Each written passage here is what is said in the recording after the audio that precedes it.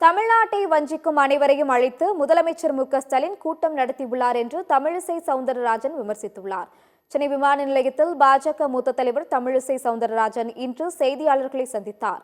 அப்போது பேசிய அவர், தொகுதி வரையறை என்பது இதுவரை அறிவிக்கப்படவில்லை, எந்தவிதமான சட்டமும் இயற்றப்படவில்லை, அதற்கு இடையில் கூட்டம் நடத்துகிறார்கள் என்று விமர்சித்தார். முல்லை பெரியாறு, காவிரி நதிநீர் பிரச்சினை என தமிழகத்தை வஞ்சிக்கும் பினராயி விஜயன், டி.கே. சிவகுமாரை போன்றோரை அழைத்து முதலமைச்சர் மு.க.ஸ்டாலின் கூட்டம் நடத்தியுள்ளதற்கு கண்டனம் தெரிவித்த அவர், நேற்று நடந்த கூட்டம் தமிழகத்திற்கு பெருமை சேர்க்கும் கூட்டமல்ல, வஞ்சிக்கும் கூட்டம் என்று சாடினார். இது என்ன நடந்து கொண்டிருக்கிறது தமிழ்நாட்டில்?